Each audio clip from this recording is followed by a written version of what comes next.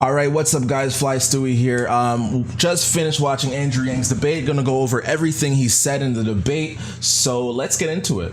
Overall, I think he did a really fine job. A lot of his questions were really good. Unfortunately, though, he only talked around 6 minutes in the whole debate, which of course was last place. Of course, MSNBC has been doing a great job and really fueling the fire to this let Yang speak media blackout narrative that's going on, and it looks like it's around the 16th time that they've kind of jived him. But with no further ado, let's get into it. Let's see what Andrew Yang said in the debate.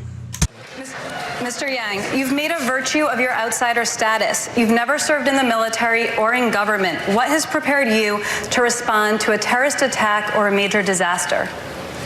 Well, first, I just want to stick up for Tom. We have a broken campaign finance system, but Tom's been spending his own money fighting climate change. And you can't knock someone for having money and spending it in the right way, in my opinion. Thanks, Andrew. No problem. Interestingly enough, I thought he was going to bring up democracy dollars in his answer, but he didn't end up bringing it up. Democracy dollars, obviously, is his plan to get rid of these corrupt campaign financing initiatives that we have, basically by giving every American $100 to vote. If they don't use it, then they lose it, and it can only be used on voting. So I thought he was going to bring that up. He didn't, but I still do like his answer. Let's get into it. No problem. As Commander-in-Chief, I think we need to be focused on the real threats of the 21st century. And what are those threats? Climate change, artificial intelligence, loose nuclear material, military drones, and non-state actors. And if you look up, we're in the process of potentially losing the AI arms race to China right now, because they have more access to more data than we do, and their government is putting billions of dollars to work subsidizing the development of AI in a way that we are not. We are 24 years behind on technology. And I can say that with authority because we got rid of the Office of Technology Assessment in 1995.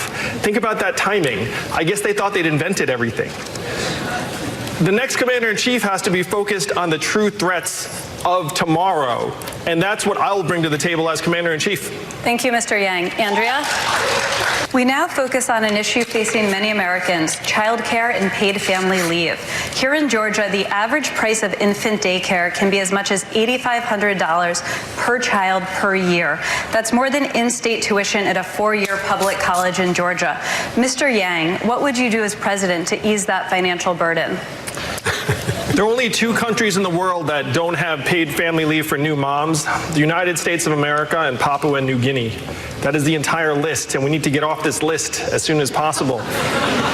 I'm sorry, but that just sounds crazy. Like, what? Only 2 countries? Come on. That's insane. I would pass paid family leave as one of the first things we do. I have 2 kids myself who are 4 and 7, one of whom is autistic and has special needs, and it's breaking families' backs. We need to start supporting our kids and families from the beginning, because by the time they're showing up to pre-K and kindergarten, in many cases they're already years behind. Studies have shown that 2/3 of our kids' educational outcomes are determined by what's happening to them at home. This is stress levels, number of words read to them as children, type of neighborhood, whether a parent has time to spend with them.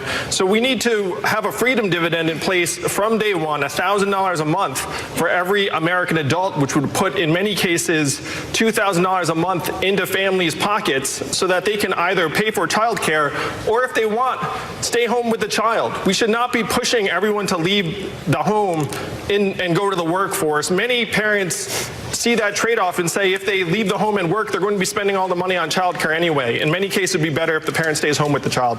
Yeah, there was like a study where I forgot who did it, but it was around $80,000 of work was said by this study that basically stay-at-home mothers were doing while they're staying at home. So it is interesting how the United States is one of the only countries that doesn't really have paid leave or paid leave when the mom's at home. So hitting on UBI, great time to really bring it in. $1,000 a month, it would be a game changer. Like, it really helps out the people who are poor, below the poverty line, or staying at home.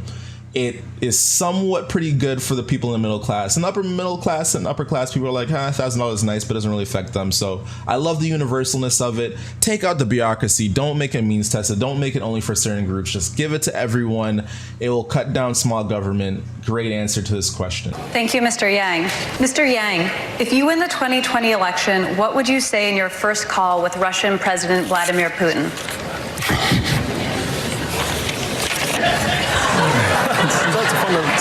Okay, when he got this question, I was like, what? Yo, MSNBC hates this guy. Like, they just want him to be implicated with Putin so badly. They're like, Mr. Yang, tell us why Putin is your best friend. So I was really curious myself on how Andrew Yang was going to respond to this. Well, first I'd say I'm sorry I beat your guy.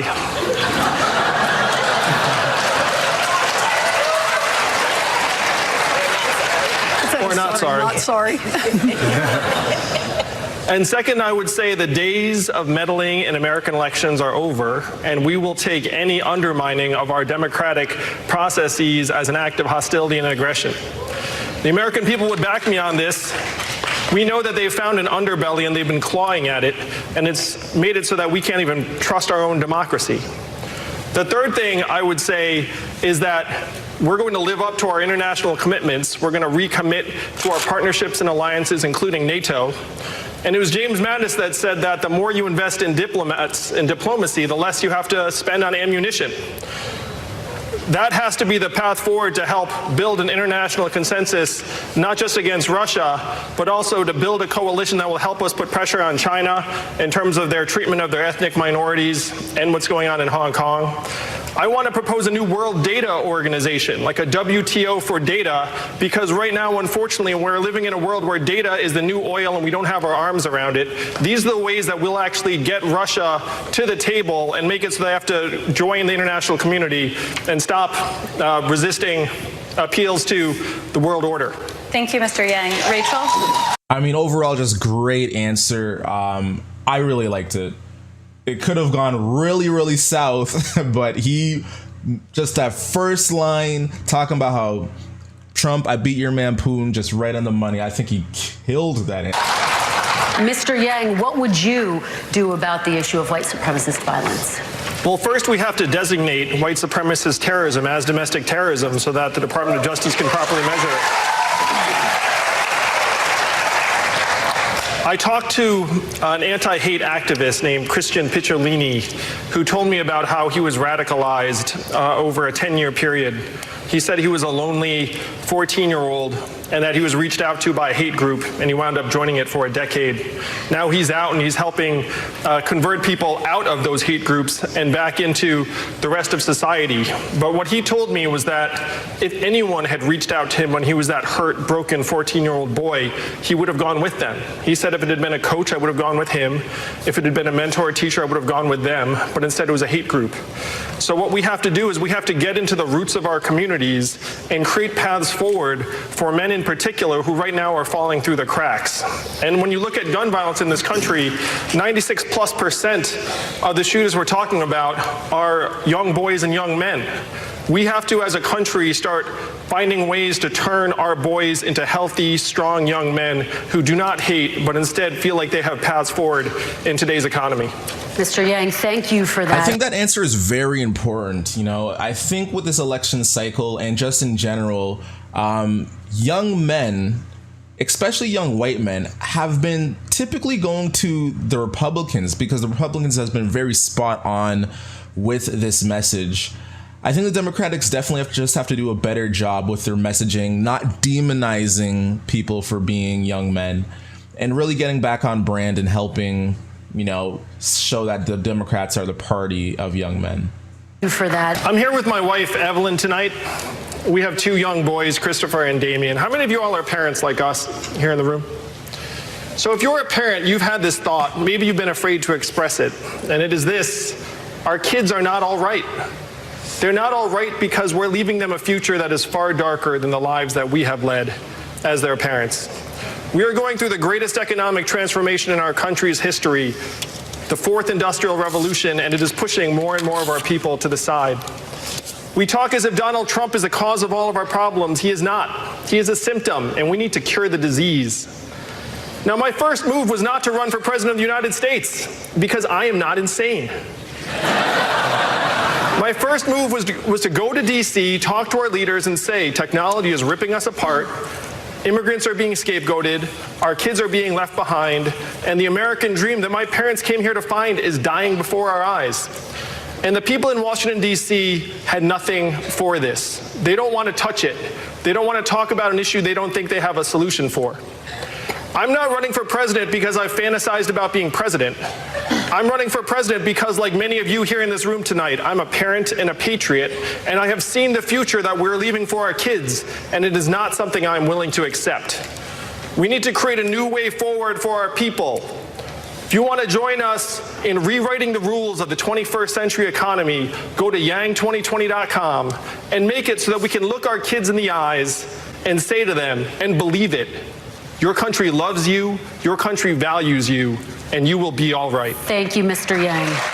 Man, I love that parent and patriot line. And in the end of the debate, he really honed in on talking about the kids, talking about the next generation and what it means for the older generation to really leave a strong economy.